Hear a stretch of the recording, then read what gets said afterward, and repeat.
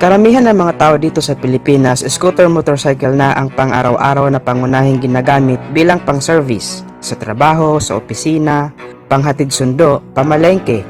Napakadali lang kasi nitong i-drive. Napaka-convenient at presyong pangmasa pa. Kaya pumatok talaga sa Pinoy ang Yamaha Mio at Honda Click 125 dahil sa abot kaya ang presyo nito. Kaya nga hindi masyado pumatok ang mga naglalakihang bersyon ng maxi scooter kagaya ng T-Max, Boardsman 650, Forza 750. Hindi nga rin kasi ito praktikal gamitin dahil bukod sa masyadong mahal ang kanyang price tag ay napakalaki din ng kanyang overall body size at medyo mahirap siya isingit-singit sa traffic. Kaya nga ginawa nito ng paraan ng ibang motorcycle company na maglabas din ng smaller version ng kanilang mga high-cc maxi scooter para naman at least bukod sa mga Mio at Click, may iba pa silang pagpipilian. At currently ito ngang si Yamaha ay patuloy na rin ng pagpuproduce ng kanilang smaller version ng X-Max. From 300cc ay meron na rin itong 125cc version. Sa video na to ay tatalakayin natin ang bagong X-Max 125 at alamin natin kung ano-ano ba ang mga pang-market nito at kung sulit din ba ang price. Pero bago tayo mag-umpisa ay huwag kalimutang mag-subscribe at pakihit na rin ang likes bilang suporta sa ating munting channel.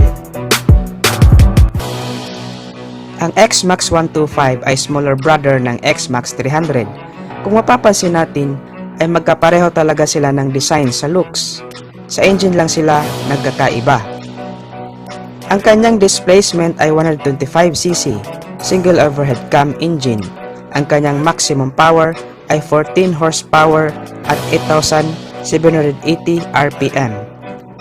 Ang sabi ng Yamaha kapag sumakay ka sa motor na to ay ma-experience mo agad ang easy handling with strong acceleration dahil na rin sa torque nito na 12 Nm at 6,500 RPM. Ganito kalakas umarangkada ang single overhead cam na type ng makina. Kaya for sure, masasapawan na talaga hindi lang ang Honda Click 125 pati na rin ang sarili nitong produkto na Yamaha Mio series dito sa makabagong X-Max na to. Kapag nagbabiyahe tayo, papuntang trabaho or long distance driving ay hindi talaga natin maiwasan ang mabuhangin, mabasa, malangis o in short, madulas na daanan. Kaya naglagay na si Yamaha ng traction control system sa motor na to para nang sa ganon ay mapanatili pa rin ang rear wheel ang kanyang grip sa mga madudulas na kalsada for safety features na rin. Minsan mahirap din basta na lang ipatong o iwan na lang ang ating helmet sa motor dahil posible itong manakaw. Ang solusyon naman ni NMAX dito ay mas nilakihan pa ang underseat compartment na kasya ang hindi lang isa kundi dalawang helmet. Sa looks naman ay walang duda na napakaangas talaga ang design ng motor na to. Lahat tayo agree dyan. Kahit saang anggulo mo siya tingnan ay mapapawaw ka talaga. Lahat ng parte ng motor na to ay binigyan ng importansya ni Yamaha, lalo na yung comfortability ng rider at back rider. Meron itong sporty dual seat upang maging mas komportable ang riding position ng hindi lang ang rider kundi pati na rin ang pillion rider nito. Ang quality at advanced technology ng motor na to ay pang premium talaga. Kaya kahit saan mo dalhin ay proud ka talaga at mafe-feel mo talaga ang pagiging hari ng kalsada. Meron itong 13 liters of fuel tank capacity at dahil nga meron na rin itong blue core na trademark na ni Yamaha sa kanyang mga scooter, samahan mo pa ng VVA o variable valve actuation ay mas pinapatipid pa nito ang kanyang fuel consumption na nakakatakbo ng 43 kilometers per liter. Naka-ABS o anti-lock braking system ang preno nito sa likod for safety features at adjustable din ang kanyang windshield.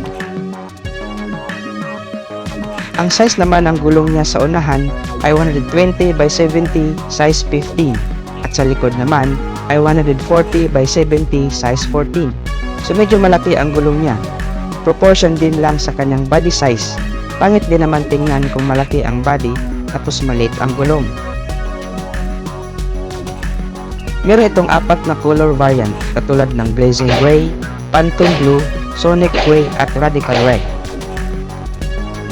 Ang kagandahan din nito ay pwede mong lagyan ng iba't ibang setup ang X-Max 125, lalo na kung gusto mo pa na talagang pagandahin ang forma nito.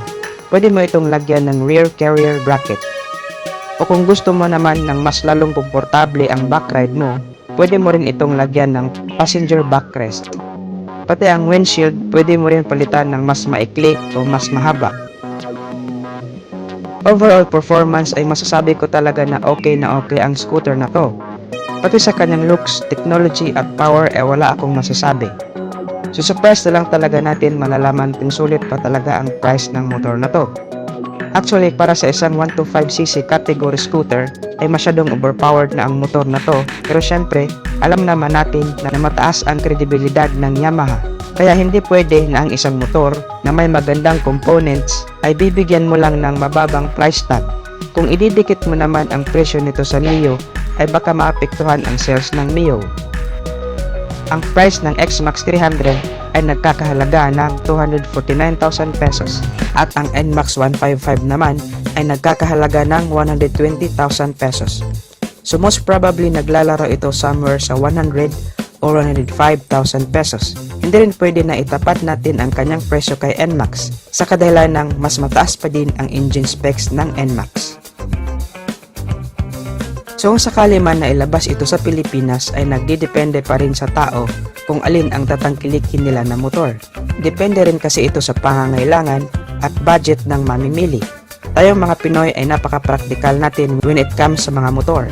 Gusto natin ng mas mura pero de kalidad at very useful na motor. Kaya mas tinangkilik natin ang Yamaha Mio Series at Honda Click kasi napaka-practical nito. Pamalengke, pang negosyo, pang service, panghatid sundo, madali din itong dalhin.